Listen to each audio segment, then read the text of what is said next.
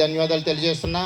అలాగే ముందు ఉన్నటువంటి ప్రతి ఒక్కరు కూడా నా హృదయపూర్వకమైన వందనాలు తెలియజేస్తూ, అలాగే బాలబాలికలందరికీ కూడా నా ఆశీస్సులు తెలియజేస్తూ, మరి ప్రప్రదంగా క్రిస్మస్ శుభాకాంక్షలు తెలియజేస్తూ, మరియు నూతన సంవత్సర శుభాకాంక్షలు కూడా మీ అందరికీ తెలియజేస్తూ, మరి ఈరోజు కార్యక్రమంలో భాగం చూసినట్లయితే ముఖ్యంగా ఇక్కడ ఏర్పాటు చేసినటువంటి ఆకుమర్తి రమేష్ గారికి, అలాగే యూత్ సభ్యులు కూడా అందరికి కూడా నా హృదయపూర్వకమైన ధన్యవాదాలు తెలియజేస్తున్నా.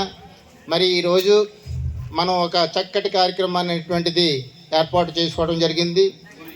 మన క్రీస్తు పుట్టినరోజు సందర్భంగా మరి మనం ఒక చూసినట్లయితే చిన్న సూక్తి చెప్తాను. మనం మనుషులు పుడుతుంటాం, మరణిస్తుంటాం, వస్తుంటాం, వెళ్తుంటాం. అయితే మరి ఆ యొక్క నక్షత్రం మన ఆకాశంలో చూసినట్లయితే నక్షత్రం మరి ఎన్నో కాలాలుగా అదే విధంగా ఉంటుంది. అదే పురస్కరించుకొని ఆ యొక్క యేసు ప్రభు సత్యం అనేటువంటి మార్గంలో నడవాలనేటువంటి కార్యక్రమం తీసుకోవడం జరిగింది. మరి నేనే సత్యము, మార్గము, జీవం అనేటువంటి 3 అంశాల్లో క్రీస్తు చెప్తారు. నేనే మార్గము, నేనే సత్యము, నేనే జీవము.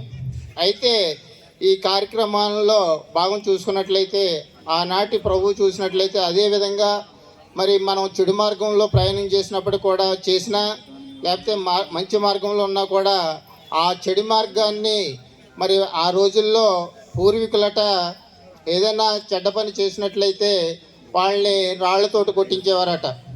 కానీ యేసుప్రభు అలా చేయలేదు. ఆనాడు యేసుప్రభు ఏం చేశారంటే దానికి అక్కడికి ఫుల్ స్టాప్ పెట్టి ప్రేమతో ఎవరైనా సరే మీలో ఎవరైనా పాపం చేయనటువంటి వాళ్ళు ఉన్నట్లయితే మొదట రాయి వాళ్ళ మీద వేయండి అని చెప్పడం జరిగింది. కానీ అప్పుడు ఎవరైనా అందరం కూడా పాపులమై ఉన్నాం కాబట్టి ఎవరు కూడా వారిని అలా ఆ విధంగా రాళ్ళతోటి కొట్టకుండా ఆయన ప్రేమతో ఆహ్వానించాలనేటువంటి ఒక మార్గాన్ని తీసుకుని ఎప్పుడు కూడా ఏ చెడు పని చేసినా, మంచి పని చేసినా, ఇంకొకటి చేసినా మన పిల్లల్ని కానీ ఎవరినైనా కూడా ప్రేమతో ఆహ్వానించి ఆ ప్రేమను వాళ్ళకి మనం తిరిగి ఇచ్చి వారిని మంచి మార్గంలో పెట్టాలనేటువంటి ఒక దృక్పథమే ఆ యేసు ప్రభు యొక్క సిద్ధాంతం. కాబట్టి మనందరం కూడా మంచి మార్గంలో నడుచుకుంటూ, అలాగే ఎదుటి వాళ్ళకి ప్రేమను చూపిస్తూ మనం అందరం కూడా మెలగాలని ఈ నా ఆకాంక్షతోటి ఆ ప్రభు అయిన యేసుక్రీస్తే ఆ విధంగా ఆనాడు మనకి ప్రబోధించడం జరిగింది. దాని పట్ల మనం అందరం కూడా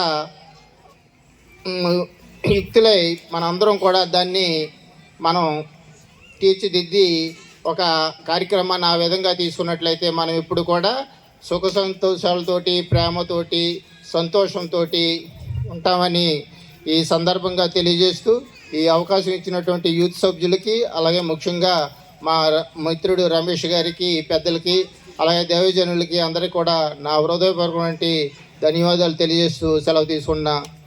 జై హింద్.